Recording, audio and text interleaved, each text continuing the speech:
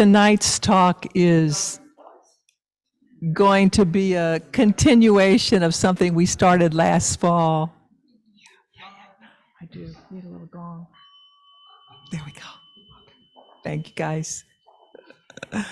It's wonderful to see you engaged. So I want to start tonight, though, by honoring Martin Luther King, whose words and actions have inspired so many for so many decades in this country and around the world. And I want to note something about one of his ancestors, his grandfather, Adam Daniel Williams, who was the father of Martin Luther King's mother. And I read recently that long before A.D. Williams became a social activist and the minister at Atlanta's Ebenezer Church, he, as a child, was known to preach at the funerals of snakes, cats, dogs, horses, or anything that had died. So how remarkable that Dr. King's grandfather saw that in some way honoring the end of the lifespan of a living being was to know that all life is precious and that there is interrelatedness, there is community. And Martin Luther King would later write and speak these words: "Whatever affects one directly affects all indirectly." It really boils down to this, that all life is interrelated. We are all caught in an inescapable network of mutuality, tied in a single garment of destiny. Whatever affects one directly affects all indirectly. Our ultimate end must be the creation of the beloved community. So that's not unlike the Buddha's understanding and some of his teachings as well, that inescapable network of mutuality. He saw too that our thoughts, our actions, our speech make the world, affecting not just this self, but all of us. We are what we think. All that we are arises with our thoughts, and with our thoughts we make the world. Speak or act with an impure mind, and trouble will follow you, as the wheel follows the ox that draws the cart. We are what we think. All that we arises with our thoughts. We make the world. Speak or act with a pure mind, and happiness will follow you as your shadow, unshakable. So last fall, we started a series on the Eightfold Path. And tonight's talk on right action is just a continuation of that. But I want to back up a bit here before moving to right action to talk about the Eightfold Path, to put it in a context and provide a little bit of scaffolding, if you will, for understanding how these 8 path factors work, how they guide the release from suffering. So the formulation for the teaching of the Four Noble Truths is really based on a medical model, if you will. It includes a diagnosis, an etiology or cause of suffering, the prognosis, where it's going, and the treatment. So starting with the diagnosis, it's not easy being human, right? Not easy being human. Suffering exists. And this is the universal problem that arises out of being human. But the wonderful thing is that if we can recognize, for example, the insecurity as a fact of human existence, and not see it as evidence of shameful shortcomings, it helps to relieve us from maybe some unrealistic expectations that it's a problem that we need to solve. Like any serious illness, the recognition of suffering is worthy of study, of curiosity, of respect. And the second noble truth in the medical model is that, like illness, there's a cause for suffering. And that cause is clinging or craving, a kind of feverish impulse to fill what sometimes feels like a hole in the heart. So some examples might be we cling to views, to a particular view of this individual or that situation. He's always like that, or I'll never be happy here, or things will never change. Judgments and opinions that we can tend to hold strongly.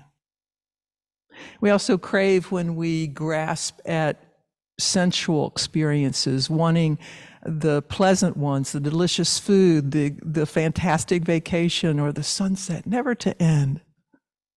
Or, on the other hand, when we're compelled to push away any discomfort, a cold day, an ache in the back, a disappointing relationship with a coworker or a family member. And likewise, when we construct an identity for ourselves, become invested in an ego, the self-image fuels a lot of self-conscious preoccupation. And this craving, too, is a cause of suffering. So, moving on to the third noble truth, we look at the prognosis for a cure. And we see that our suffering, and when we understand how it arises out of clinging to views, opinions, perceptions, we also see that releasing that clinging or that craving is possible. So there can be freedom from suffering with that release. And sometimes we discover that the capacities of the heart in stillness and in silence are hard to imagine outside of that stillness. So it serves us well. And lastly, the fourth noble truth is the course of action, the remedy, the cure, if you will, or the guide to the end of suffering, the treatment. And the ancient Buddhist metaphor of a path draws on the idea of a cleared passageway that allows you to move through a somewhat impassable forest. And just as we would bring our entire body along when walking on a path in the forest, as spiritual practitioners, we enter the Buddhist path by engaging all aspects of who we are, nothing left out. So we create this path with the activities of our minds, our hearts, and our bodies. And I think one of the good things about the Eightfold Path is it's not a dogma, it's not a doctrine, it's simply a map indicating how we create the path as we go. I'm building on the metaphor of a forest path. The Buddha compared the forest's dense undergrowth to the many mental and emotional obstacles that limit our freedom. And isn't it true, we each have our own wilderness with its dangers and its challenges, but we also have within us what it takes to free ourselves from those dangers. Because both the path and the obstacles found within us, the Eightfold Path requires us to take some responsibility for our thoughts, our speech, our actions.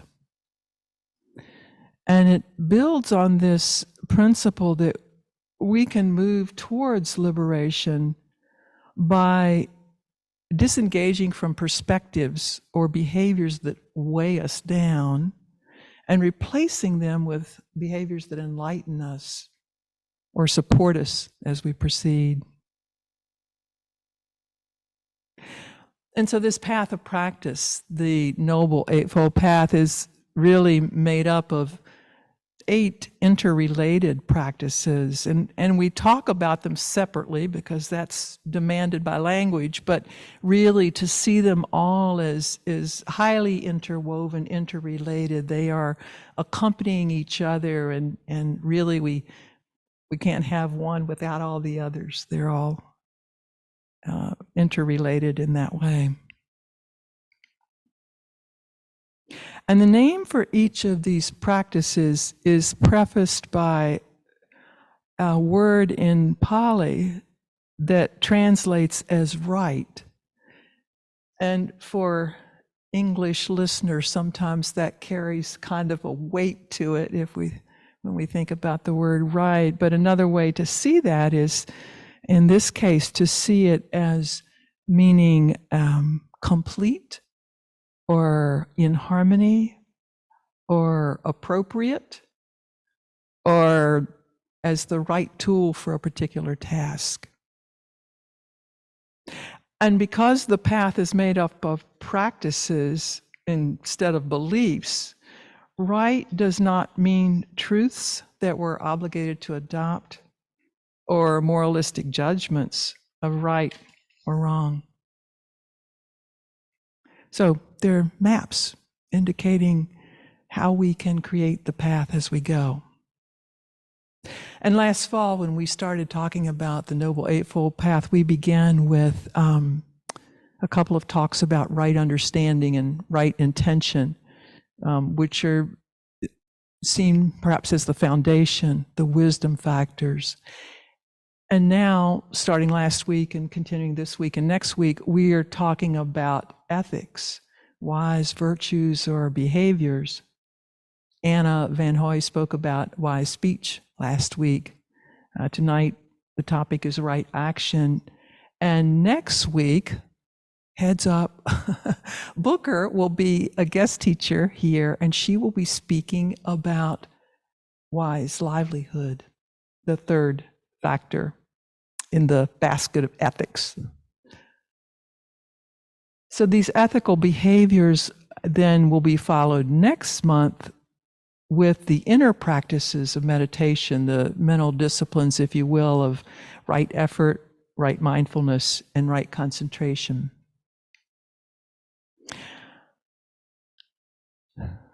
So the ethical conduct of speech, action, and livelihood is built on the concept of universal love and compassion for all living things, which really was the basis for the Buddha's teachings. And these 3 spokes of the Dharma wheel invite us to take care in our speech, our actions, our daily lives, and do no harm to others, and cultivate wholesomeness in ourselves. In the Buddha's words, for the good of the many, for the happiness of the many, out of compassion for the world. So, right action, wise action. It's really about being accurate, skillful. It carries a connotation of wholesomeness, of the ideal. You might also think about it as being right, as being in the sense of upright, the way a ship rights itself when it's battered by a wave. And right action also describes something that is coherent, that is complete and makes sense. And so we might ask, well, are there guidelines to right action? And yes, and the very simple one would be harmlessness, non-harming, which is really at the heart of the entire Eightfold Path. You might reflect for a moment on an action that you've witnessed sometime recently or a long time ago by another person, Perhaps it was radically unexpected, but something that was so wonderful and so right that it stayed with you, witnessing this right action.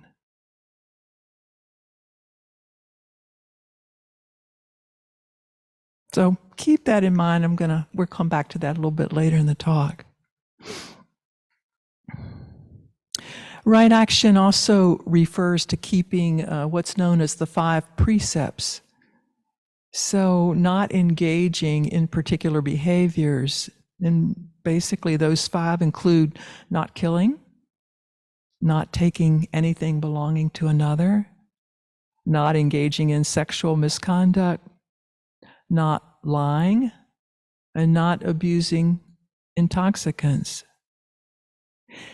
And once again, these precepts are not commandments or beliefs. Instead, they could be described perhaps as 5 trainings or 5 truths, because in every case we are looking at the consequences of what happens with these 5 training rules.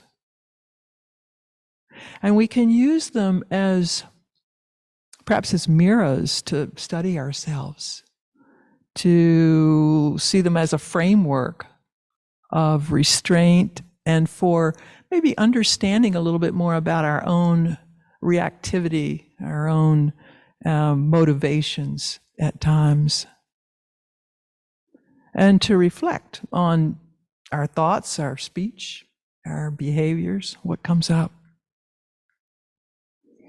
So Buddhism understands virtue and ethics really from a pragmatic stance, based not on ideas of good or bad, but rather on the observation that some actions will lead to suffering and some will lead to happiness. And so the question always is a contemplation of, does this action lead to increased suffering or increased happiness for myself and for others? So it's really an approach that's more about investigation, not about guilt. So the Noble Eightfold Path, the factor of wise action, the 5 precepts. What are the fundamental principles that underlie wise action? And we said non-harming, but we can also talk about compassion and generosity. And so the list of the precepts tend to be framed as not do this, not do that. And so what can we do instead? We can tap into our capacity for generosity instead of greed.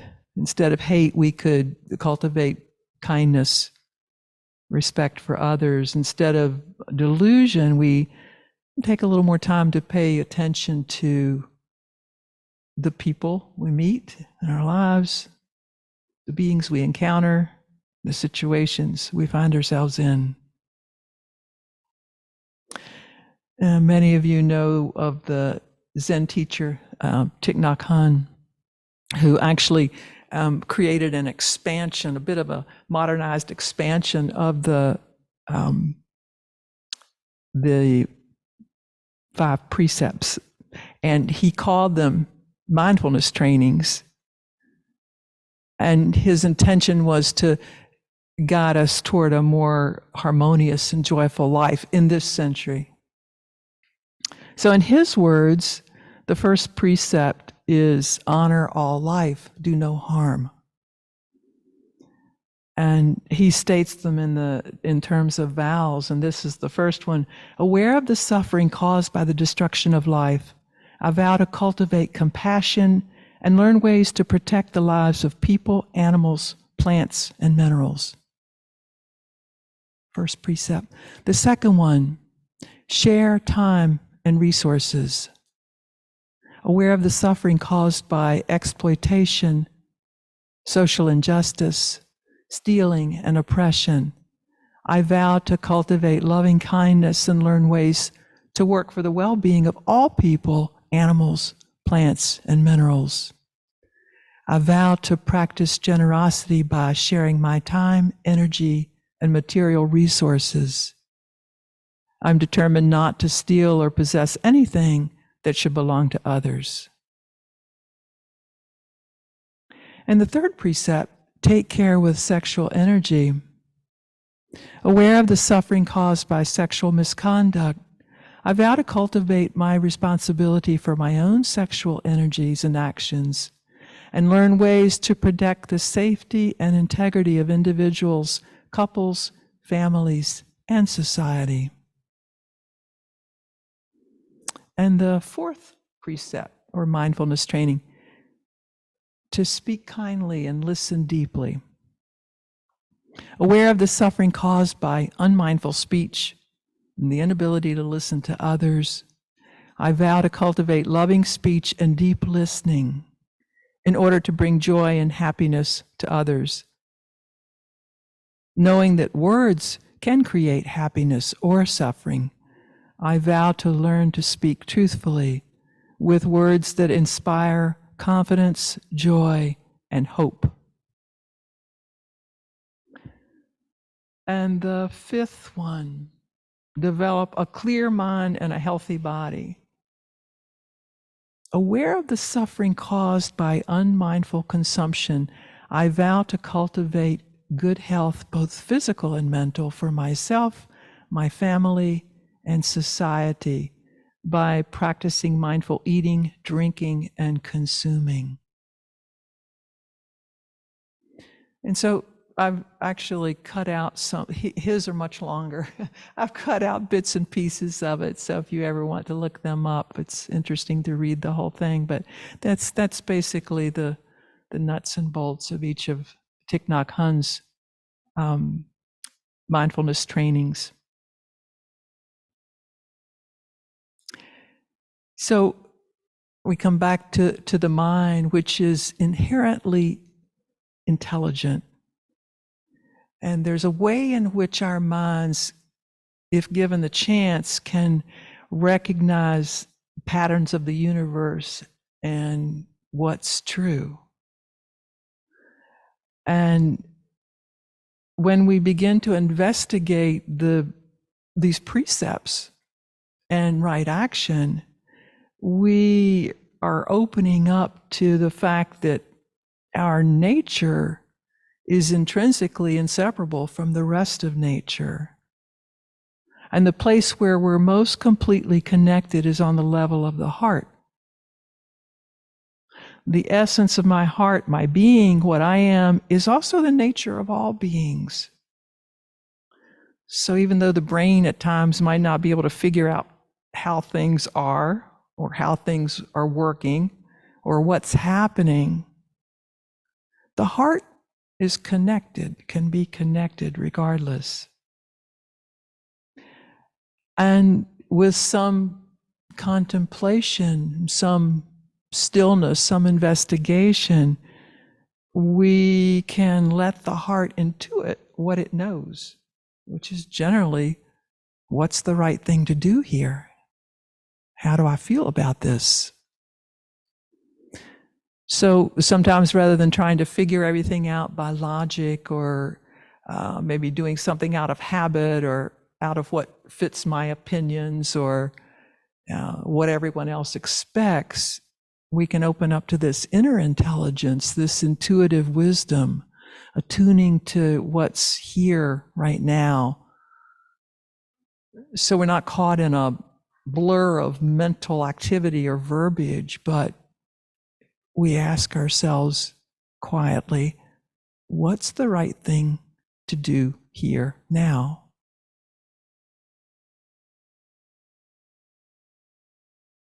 And maybe the idea of not doing anything arises, or maybe there's a pausing or a need to leave the situation alone. Or sometimes there's just an intuitive sense of what's needed in the moment. A little bit like the way I've heard musicians describe playing together, when you're part of a jazz group and you know what to do, when to drop back, when to engage. A little bit like dancing, maybe, if you like to dance, or like playing sports at times. There's just this sense of attunement to what's going on and what's needed in the moment.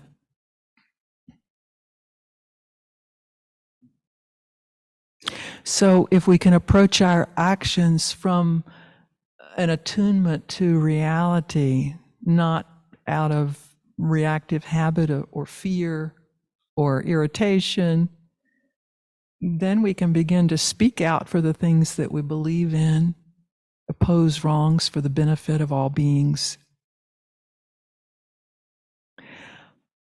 And it's interesting how that when that happens, we begin to see that doing good feels good, and that there's a kind of karmic loop, if you will, when we act with alignment to our own deepest integrity.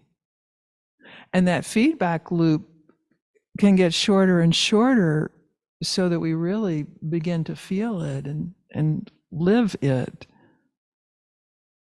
And the more clearly we see, the less tenable hatred becomes. The more effortless love becomes. And this is a poem by Rumi who speaks to that. In every breath, if you're the center of your own desires, you'll lose the grace of your beloved.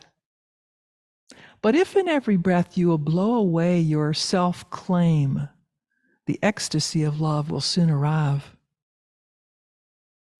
In every breath, if you're the center of your own thoughts, the sadness of autumn will fall on you. But if in every breath you strip naked, just like a winter, the joy of spring will grow from within. All your impatience comes from the push for gain of patience. Let go of the effort and peace will arrive. All your unfulfilled desires are from your greed for gain of fulfillments. Let go of them all, and they'll be sent as gifts. Fall in love with the agony of love, not the ecstasy, and then the beloved will fall in love with you.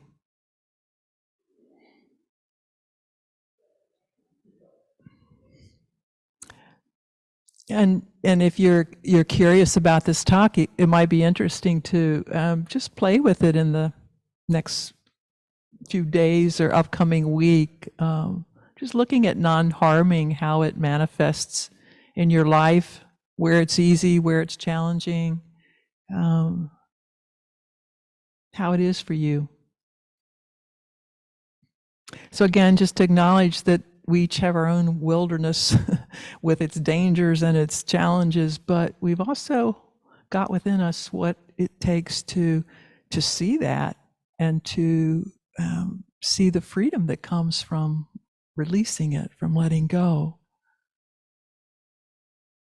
Because at some level, the heart knows, the heart intuits what's the right thing to do, or at least in that moment, it considers that that's the right thing to do, or what to refrain from doing in the moment. And it's interesting to think about living with that idea of non-harming, because if actions are based on that intention, and that happens more and more and more, there's what happens is that remorse begins to not be quite as present, perhaps. Criticism, fear can become smaller, and the mind is now free from any reason to be reproached if that becomes the way in which we are being. And it's been described as the bliss of blamelessness, when we can act from that intention of non-harming. So that's the talk on right action. Thank you for being here tonight, for your presence and your practice.